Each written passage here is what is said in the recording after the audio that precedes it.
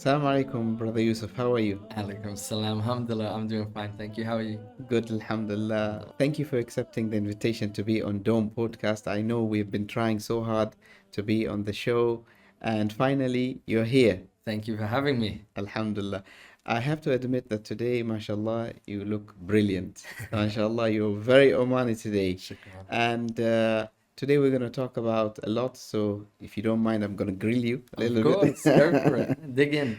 So if we go back a little bit in history and talk about what was life to you like 10 years ago when you were back home. Back home in the UK, I feel my life was a little bit wild, a little bit undirected, and kind of free. Yeah. Yeah. I didn't have much guidance. I didn't have much of a plan. I kind of lived every day, day by day, and just like saw how it goes.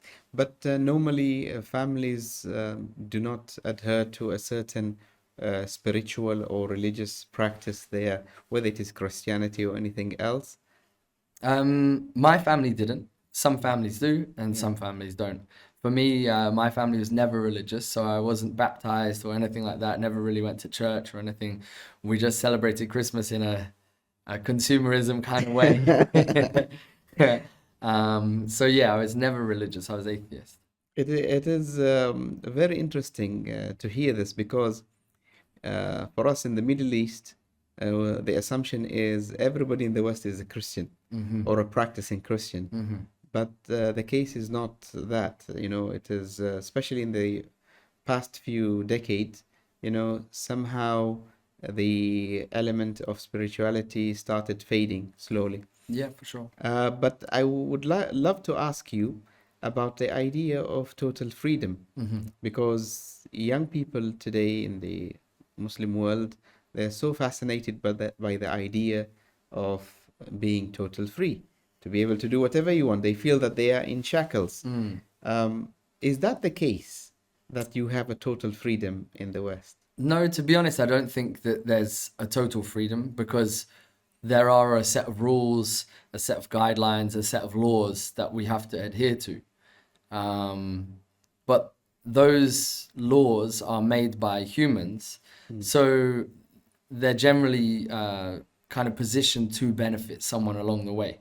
When you look into the rules and you look into the laws, at some point along that journey, there's generally someone who's making money or making some kind of profit out of this kind of layout. Now, a lot of people come to the Middle East for many reasons.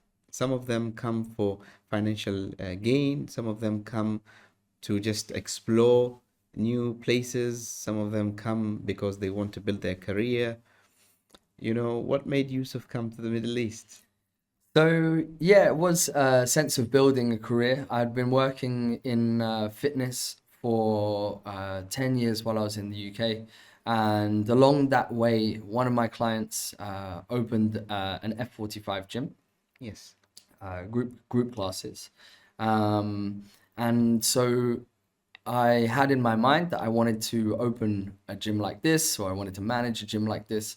So during that kind of journey, I was approached by someone from Oman who wanted to open a group training gym. So came here to do that, to build my career as a manager and still in fitness, coaching people as well. And that's kind of the journey that brought me here, yeah.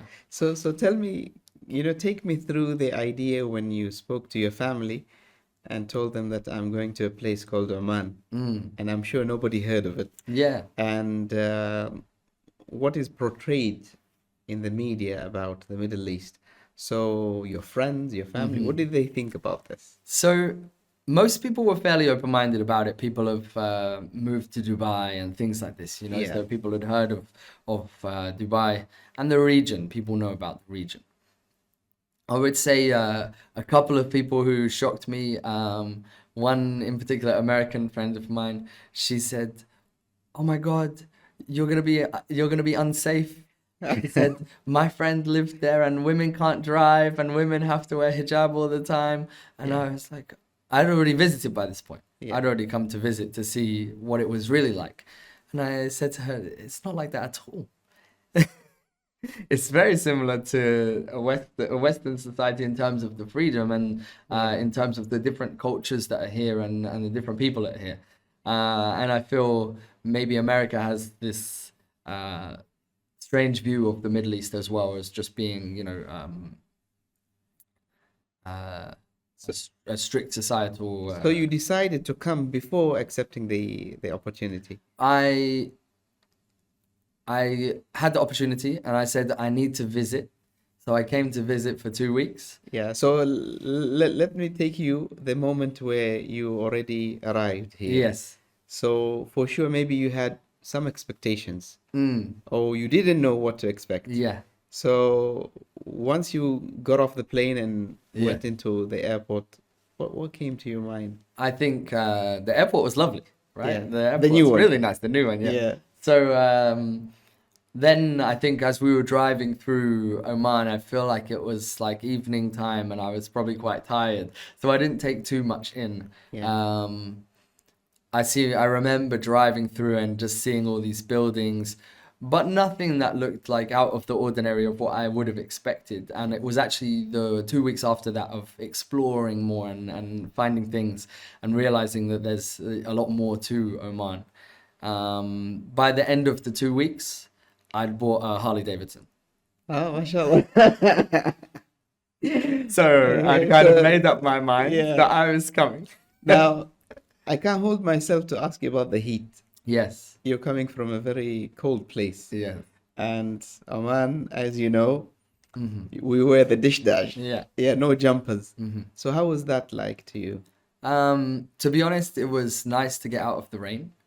We came in November, so it was nice weather.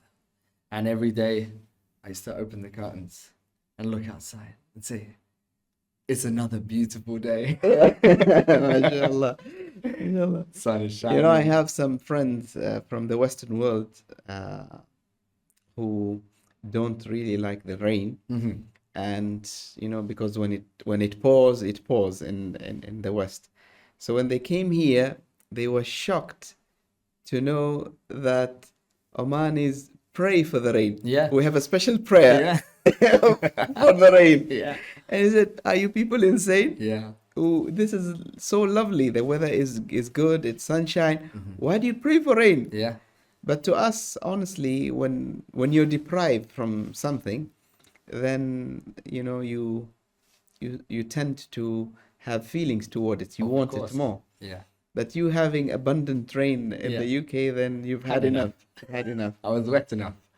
Now, I'm sure, as you told me in the beginning, that you came from a family which is not practicing, and then you came to this conservative community in Oman, and you found people have a certain pattern or a certain way of life that might be a little bit foreign to you, might be new. I'm not so sure. Did you have any Muslim friends in the West? I did have a couple of Muslim friends, but we'd never had any conversations about Islam, and they weren't the like full practicing Muslim in terms of they weren't Adhering to the rulings of or you know, using their own they were flexibility. cool Muslims. Yes. Yeah.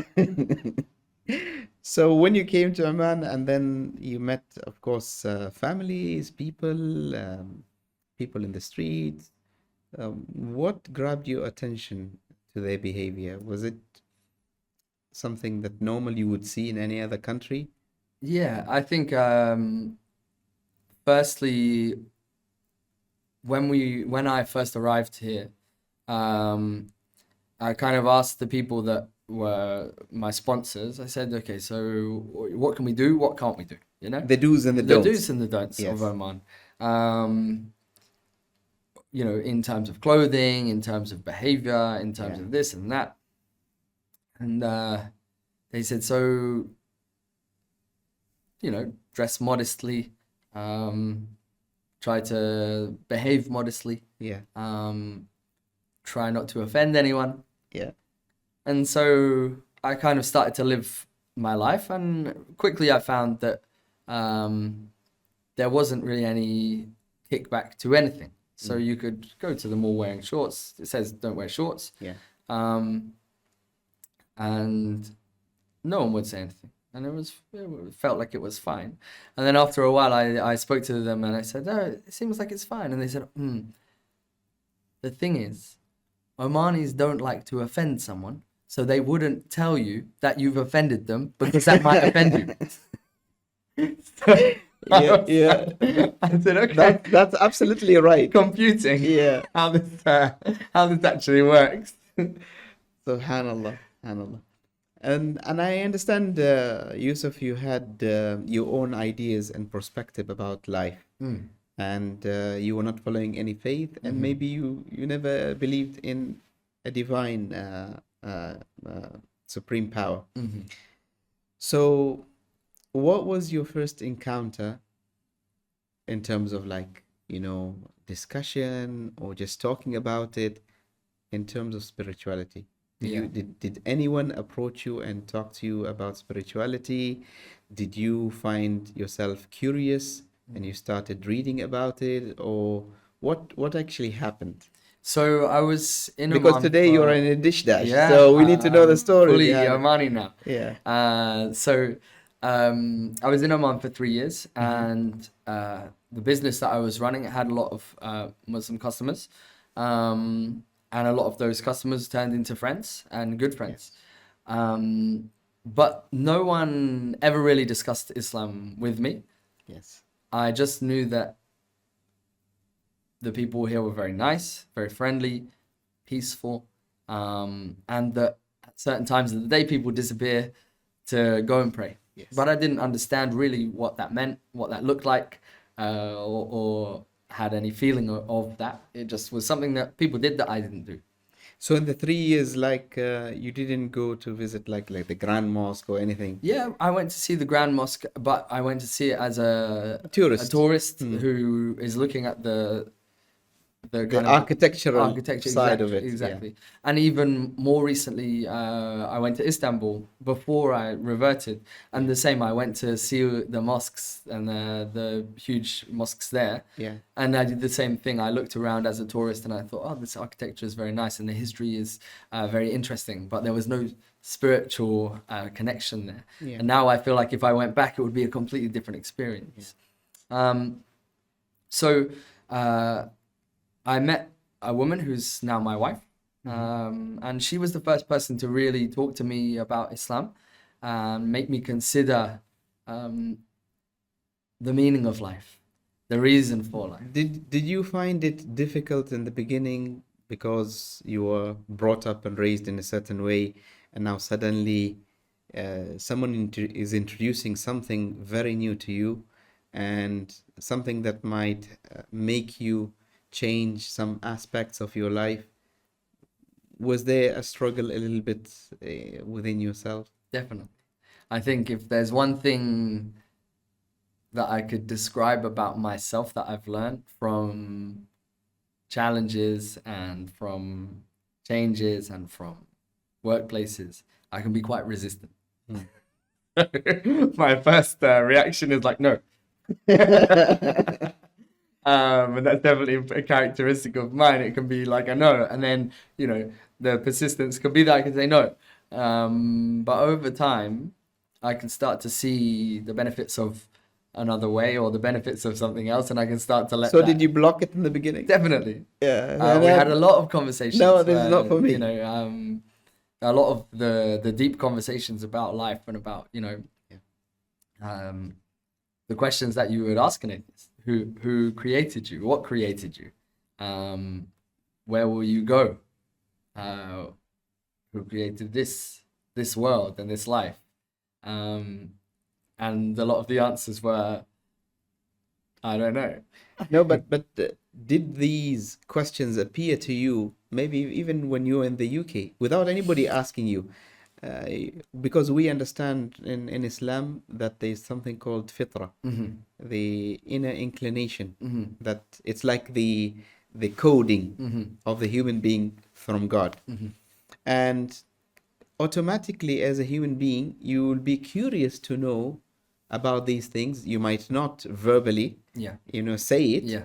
but these questions, they are always within yourself. Yeah. Was that the case with you? I think it was, and I think I didn't know at the time, and I think those questions are within everyone. And I think in the West, there's a lot of different paths that can be followed. There's a lot of different things leading you in different directions. I think when I came to actually consider that question, whereas before I said I'd never looked for God, I'd never felt presence,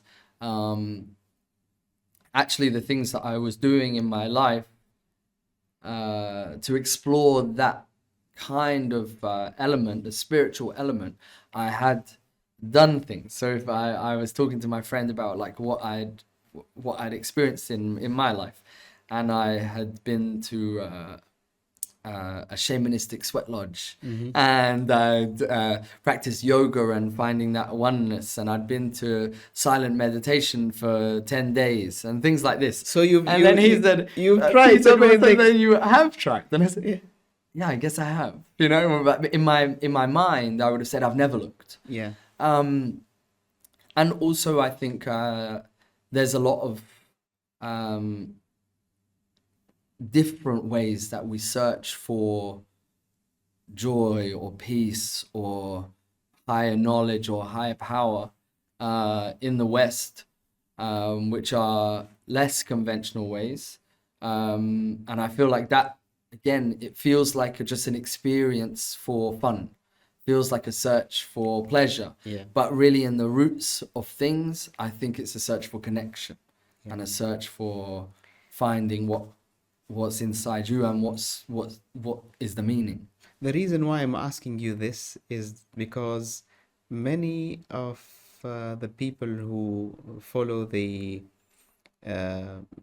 atheism, it's not like they are stubborn and they just reject God. Maybe it's the only thing they know because they've not been raised in a religious family. They have not come across something that would trigger the spirituality in their life and so on.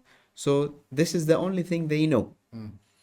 But on the other hand, you find people who are raised religious, practicing, and then suddenly they reject God. And those are the ones who are like stubborn, and even if you try and discuss with them, they just reject the idea because I've been there, I've done that. Yeah. So I think we need to distinguish, because there's certainly a lot of people in this world, they have not found God yet. They have not come across the experience of God, or they have come across that experience, but they couldn't explain it. Yeah. They couldn't translate it, that it is a connection with your creator and so on. So the discussion continues with your wife. Yes. And what was the point where you feel that, okay, maybe I should be more open-minded and, think about it at least? So I started to consider the future and life and responsibilities, and started to think more about kind of the meaning of what your life means to you and what that journey will look like and how you want that journey to look. And so really I was reading Quran, and I was listening to different podcasts and things to just understand more about how life looks from that perspective. More to understand my wife and to see how things were working in her world. And as I looked more and more, and I looked around myself more and more, I could see just the benefits of, the morality and the consideration of the rules and things like this. And so really the first step for me wasn't so much of a spiritual step. It was more a sense of implementing those moral codes, you know. So I thought, okay, well, I can see that everything, you know, that's written here will benefit me if I implement it for myself. The ethical side. The ethical side, exactly. And I thought, okay, so I'll start to live with the ethical side, and I'll start to implement that, because I can envision how that is beneficial to me and beneficial to everyone around me. Yeah. But the idea of God was still not with me. It wasn't. So I started to live this way, and I was thinking more about it, and I was experiencing things in a different way. And then I thought to myself, this is great. This is going very well. So let's play another experiment with myself, and let's. This is between you and yourself. Between me and myself. Yes. Let's imagine that now I'm being seen, and someone is monitoring me all the time, and can see when I'm on my own, can see when I'm with people, because it will give me more accountability to the actions that I'm taking. Yes. And so, again, I was just experimenting, right? I still would, if you would ask me, do you believe in God? I would say no. Yeah. And that, again, it made me experience life in a better way. And then there was a moment where I can put my finger on the phrasing of life that when it happened, when I realized that there was something there. Yeah. I was walking on the beach listening to Quran, as I was doing every day, just going for an hour walk up and down the beach. Listening to the translation or the Quran itself? Listening to translation of Quran. Translation of yes. Quran. Okay. And a thought came into my mind of God. And he was this guy in the sky with the big beard. Yeah. Old man. And it was an imagination of the personification of God from TV and books and things like this. And as I literally looked up in the air and I saw this man in the sky, I laughed to myself and I thought, that's not God. The image that you think. The image is not God. Mm. And as I had that thought, I felt everything around me. I felt the air touching my skin. I felt the sand under my feet. I felt every part of my body. And almost felt like the world changed color. And I realized that I was surrounded by God. Everywhere. Everywhere. Everything inside me, outside me. The creation, the maintenance, the future. And that was the moment where... So you were all alone? Yeah, I was by myself. You're all alone, experimenting, just walking you know, along, no looking cares at the in the world. Yeah. Looking at the sky. Subhanallah. Every time you hear the experiences of people who take this journey, Yeah. it's very unique to them. It becomes a personalized journey to them. Yeah. You might not find anyone else who went through the same experience, because God is connected directly to you. Yeah. And God is connected directly to other people as well. And he gives you what you need. Yeah. At that point of time, that is the feeling that you had. And Allah subhanahu wa ta'ala, you know, inspired you to find him in his own way. Yeah. Now, before I continue with that, I understand that you have 2 Omanis in your hand. I do. You had them before that experience. So what's the story of the Omanis? Can you show the camera? Yes, both of them, I can do my Omanis. best. Yeah. So you have these Omanis, you know, very unique Omanis. They are unique Omanis. Maybe the only Omanis. The only Tattoos. Omanis. Where did you have these? I had tattoos? them done in London. In London. Yes. And I'm just curious. yes, The artist that did the tattoos, he was He's English. he's English. Yeah, he's English. Yeah. Yeah. So how was he able to do that? So I It's not found something that is common. Yeah. I took him some pictures. Some I took him pictures, some okay. pictures. I found this lady was drawn by an Omani. Yeah. So I took a picture of reference, Yeah. and this was actually one of my friends from his wedding day.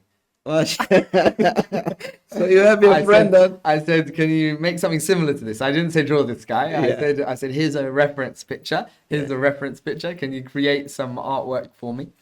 What did he, what's the conversation that was between you and him? Didn't he like say, oh, I have a better design, or what is it? Tell me about this. Who are these people?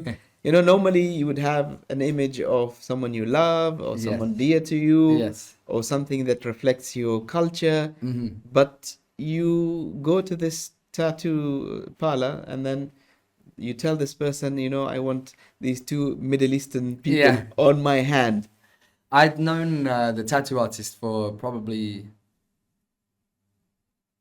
15 or So it's like a 18 friend. years. Yeah. Yeah. So he knew that I was out in the Middle East. He knew what I was up to. And actually, at the time that I had my tattoos done, I had a feeling that I was going to leave. Leave the UK. Leave Oman. Leave Oman. Yes. Okay. So I had a feeling that my time in the Oman was maybe coming to an end, and maybe I was going to explore different things. So the tattoos were almost a Souvenir. a souvenir, a commemoration of my time here and of somewhere that is dear to me. Yeah. So that's the reason behind them. They were to kind of to symbolize my time in Oman, which therefore just continued. So basically, instead of having the immigration stamp on your passport, you have them on your hand. Exactly. So when I came back from that trip, I remember the immigration guy, he looked at my hands when he came in. He said, "You're Omani." He said, "How long have you been here?" I said, 5 years. He said, "Looks more like 10 years." What about the people at work, in the streets, people who see your tattoos? What do they think of it? Mixed feelings. There's definitely a generational approach. I feel like the older people, the wiser generation, shall we call them? Yeah. They are a little bit less not understanding, but they're often a little bit more surprised or worried. Yeah. The younger generation, usually they're very interested, intrigued, want to know the story, want to take a picture. I get a lot of good responses from people, especially when they know that I had the tattoos done before becoming Muslim. Yeah. became a Muslim. So once that conversation happens, then people are usually a bit set at ease. Did you come across any incident like in a mosque where people might be maybe upset that you have tattoos? And I did once, actually. I went to one of the bigger mosques and I was riding my motorbike, so I didn't have a bag with me or anything to put a jumper in or a shirt in or anything. And I was wearing so you had like a short-sleeved shirt. Okay. And I have tattoos down my arms. Okay. But I was covered in terms of what is necessary in Islam to pray, and I was ready. I was out for lunch with my friends, and on the way from lunch to my workplace, the adhan. Yes. And I thought, okay, I'll go to the masjid that's masjid. right here because it's nice experience. So I pulled up, walked in, and the security guard came up to me. He said, "No." I said, "What do you mean, no?" He said, "No, you can't come in." I said, "What do you mean?" He said, tattoos. I said, "I'm Muslim." He said, "No, not Muslim, tattoos." I said, "I'm a new Muslim." I said, "Muslim Jadid." He said, "No, you can't come in." So I stopped a young guy, Omani guy, who was walking next to me. I said, "Do you speak English?" He said, "Yeah," because I was panicked at this point. I thought, what's happening? What's happening? I said, "Can you tell the security guard that I'm a new Muslim and that I should be let in. So he talked to him. The security guard said no. Said no. So I turned around and I prayed outside the front door of the mosque. And he was watching. He saw me praying. I made sure he saw me praying because I wanted him to know That you're a Muslim. that I was a Muslim and that he'd turn me away.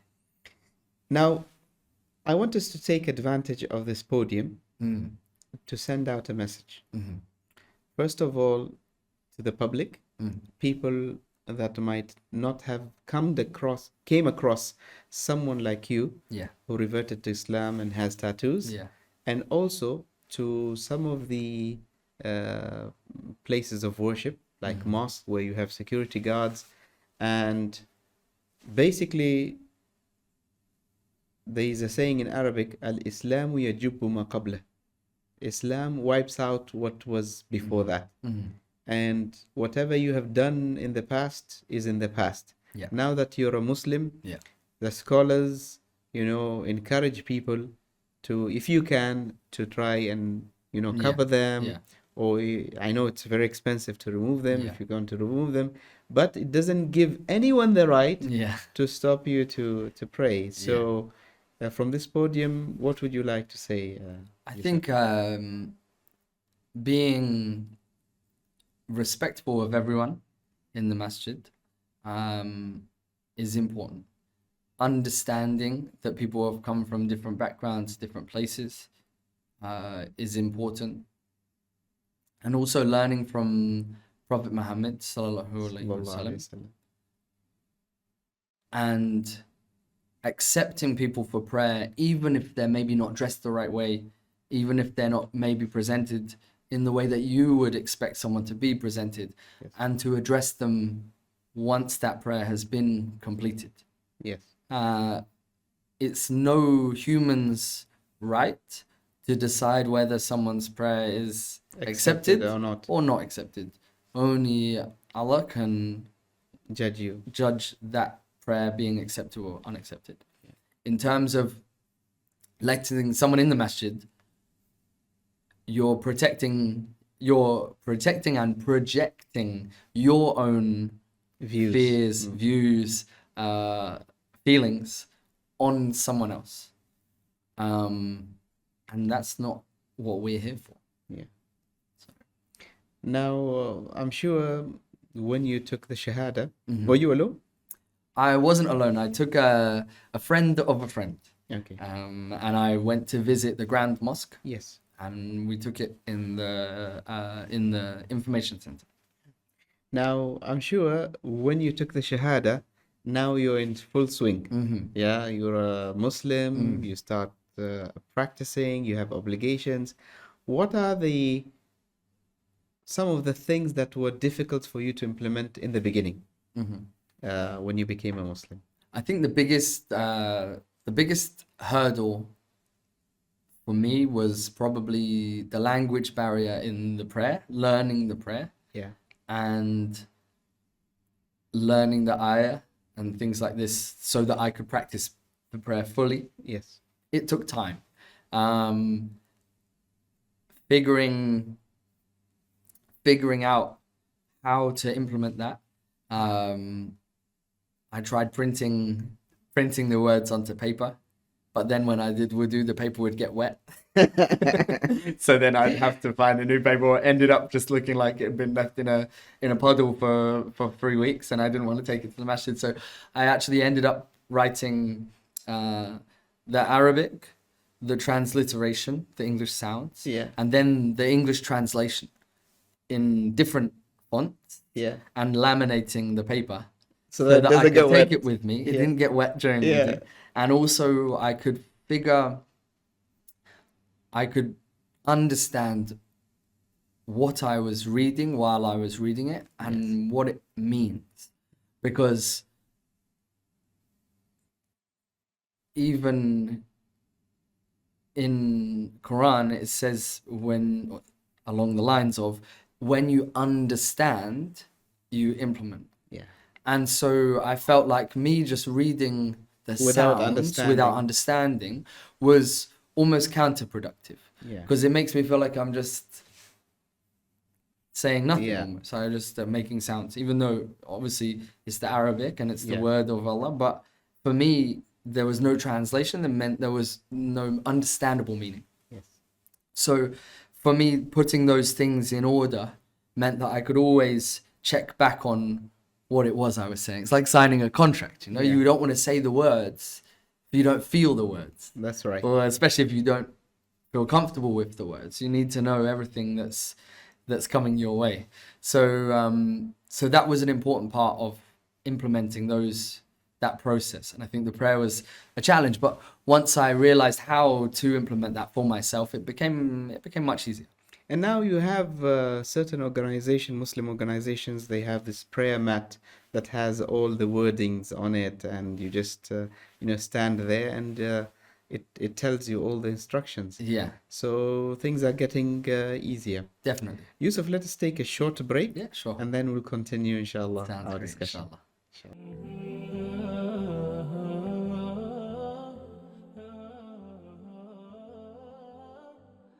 Come back, Yusuf. Shukran. Now, there's something that I noticed, and I'm not so sure if it's true or not, but most of the people who revert to Islam, they choose three names. Sorry, three. Mm-hmm. Maryam, Yusuf, and Bilal. Mm-hmm. I don't know if you noticed this. I didn't. So what's the story of Yusuf? Why did you choose the name Yusuf? My birth name is Joseph. Joseph. Oh, So so it was an easy conversion to Yusuf. yeah. My wife, she often asks me, was your mum religious at all? And I said, no. She said, SubhanAllah, you were born with an Islamic name. a name of a prophet. The name of a prophet. Yeah. Yeah. Subhanallah. SubhanAllah. Now that you're a father, Yusuf, and you have a son who is born in Islam, what does that mean to you? First of all, to be a father, and Yeah. secondly, your son to be born Yeah. in the religion of Islam, which is a privilege that you did not have. Yeah. So how does it feel? It feels like a big journey. It's an amazing thing. And being a father is the most beautiful experience. I think three things have taught me huge lessons over the past year or thereabouts, more than 2 years. And one of them was my wife. Yes. One of them was my son. And one of them was Islam. And the three things came together and they work with each other and they mean things for each other. And the privilege of experiencing that together is something that I don't know what I would do without. What does it mean that to you that your son will speak the Arabic language and understand the Quran in its original text? Inshallah. Inshallah. What does it mean to you? It's a privilege and it's an amazing thing. And I think to be able to have that deep understanding of the language will drastically help his journey in Islam, and being raised as Muslim will help his journey in this life and the next. The reason why I'm asking you this is that many of us today, we feel that it's a privilege to speak your language. And we're not very proud of our own language, which is the language of the Quran. Yeah. And we don't focus on the Arabic language when it comes to our kids, because we think that their future lies beneath the idea of you learning another language. Yeah, which is nothing wrong with that, but we are losing the idea of understanding the Quran. Yeah. Yes, our kids might be able to read Yeah. the Quran, but they are losing the connection directly Yeah. with Allah Yeah. to understand what Allah is asking them to do. Yeah. And I assume, God forbid, we don't want to reach to a level where our kids who were born and raised in the Middle East would need an interpreter Yeah. for them to explain to them what Allah is saying to them. Yeah. And that's just it. When you read a translation or an explanation of Quran, you are listening to an interpreter. Yeah. You're not listening to the original words, and with deep understanding of those words might mean something to you that they don't mean to who's interpreting that to you. If that makes sense. Indeed.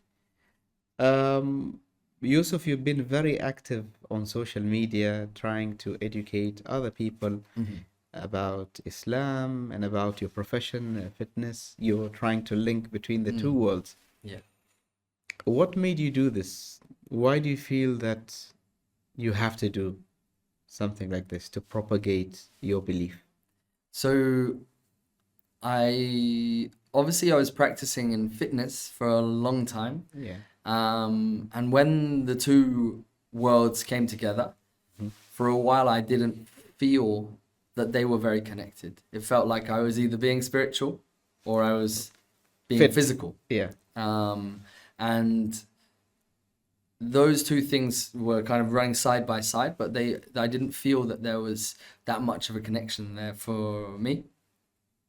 And then around Ramadan time, I was looking into, what's the best Ramadan workout? How do you fast and train and all of this? And I started to discover the words in Quran and the words in Hadith that actually directly influence your physical health, your well-being, your mental health, your holisticness. It's not just a sense of praying and making sure you have that connection with Allah. You also have to look after your body, and you also have to practice good deeds, and you have to make sure you are able to serve your family, and you're able to serve your community. And all of a sudden had a light bulb moment, which was that the connection between physical fitness, physical health, mental health, spiritual health, all of these things, they are one and they're intertwined. And to be someone who can bring part of this puzzle, into people's lives, it's always made me feel fulfilled. And that's always been my gift. Yeah. Calling. Calling, exactly. What's the reaction of your non-Muslim friends to what you're doing now? To be honest, everything that all the messages that I give are messages with explanation. Yes. So it will be a term or a phrase or something that I've taken from the Quran or from Hadith, and it will be a practical application of how we use that in daily life. Yes. The key of this is that it's implementable for anyone, Muslim, non-Muslim. And it's a way for someone to take these lessons, meanings, or words of Allah and bring them into their life. Yes. And every step that you would take, inshallah, something from maybe what I'm saying, maybe from something another influencer or a scholar is saying. And before long, your heart is now full of Islam. Yes. Because you say, well, this is great. I can implement this in my life. This is great. I can implement this in my life. And the same for Muslims. Sometimes I feel that we forget to look after ourselves in pursuit of one thing or another, whether it be this life or the afterlife. We can be, as humans, we can be quite focused on one thing and we lose sight of the important things that are by the side. And I think tying those things together and making that connection, physically, mentally, spiritually, is a beautiful thing. It's an amazing thing to be a part of. Do you think sometimes you need to justify yourself, especially when you go back home? your friends, to the co-workers or anything, in terms of your new lifestyle. So you have to defend yourself, justify your actions, or sometimes even they might say, well, you are in the Middle East and they're all terrorists, and now you're one of them, or they are evil people, or they oppress women.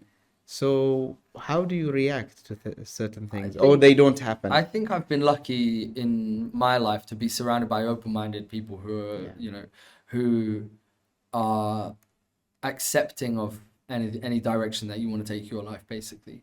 That includes my family, my friends, everyone around me is open-minded and easygoing with the choice that you want to make. As long as it makes you happy, that's the right choice for you. I found myself, I met a new friend who is looking into Islam as his journey, and I arranged to meet with him on a Friday. I said, let's meet. We'll meet at 9. We're in the coffee shop. We'll sit for a couple of hours, and then I have something to do after that. So I came in and dish dasher. And the first thing I said when I sat down, now, this is not essential. I'm the dish dasher. I'm going to masjid after this, and I find it's much more comfortable, much more enjoyable for me as an experience if I'm wearing this, because it keeps my modesty. It's very convenient, and it's respectful of the culture. But don't think that you have to wear this. But maybe you might want to, but don't think that it's a necessary. And he kind of laughed and he said, yeah, I know. So I don't think that you have to defend yourself in terms of, for me, my experience, I haven't met any like resistance or any problems along the way. But I also haven't been back to the UK since I reverted. So in December, inshallah, I will go back, and we'll see how those two worlds will meet each other. And bring us some of the snow from there. Inshallah. I'll put it in my suitcase. Now, I'm sure there are a few guys from the UK who are married to Omani women. Do you guys get along? Do you meet from time to time? You discuss about bridging the two cultures and some of the challenges you go through. Yeah, I think we do. Yeah, we've got. Have a few friends who are married to Omanis who are British as well, and there's always a good something in common, So we sometimes meet up for coffee, or we'll go for breakfast, and we'll hang out and talk about life and talk about our experiences and that kind of thing, and that's really enjoyable. It's a nice way to feel more connected to what's going on, and also to have if something's you feel you need to discuss, or you need to, you want to share, then it's a nice space to be able to do that as well. The last thing that I want to ask you is the Omani culture. Yes. Now that you are in, physical fitness, you have the mountain of rice, camel meat, you have the halwa, you have the fruit, you have the unlimited sweets coming in and out. How do you cope with that? I think... and in the beginning, eating with your hands. Eating with my hands was a challenge, but honestly, now I see a lot of benefits from eating with your hands. I do feel that eating with your hands slows down overeating. I do feel that one thing that I've noticed since eating with my hands, I have never burnt my mouth. Really? Because you burn your hands first. I've never thought of it. With a fork, you always put food that's too hot in your mouth. It's too late. So now you burn your hand? And the hand, you can feel the temperature, right? So at least you don't end up with burns in your mouth. In terms of the food is obviously delicious. Practicing moderation is important. Also, understanding what goes into your food. I feel there's a large family community living and community culture in Oman, and that makes it difficult because you probably didn't cook your food. Someone, your mom, someone did it, or someone's auntie, or so someone else cooks for everyone. So you have no control what went in it, and also there's always more coming on your plate. Yeah. So my advice for those situations is to moderate, maybe to 1 day a week that you eat the family meal. Yeah. To try to also educate the people who are cooking. Yeah. I know it's virtually impossible. So moderation is really the key. Good luck with that. And also just be aware of the places where we eat when we go to restaurants. That there are hidden calories in terms of the fats and the oils that we're using to cook the food. A plate of rice could look to the eye very clean eating. It's just rice. Yeah. But most restaurants are using ghee and things like that after to make that rice extra delicious, which works, unfortunately and fortunately.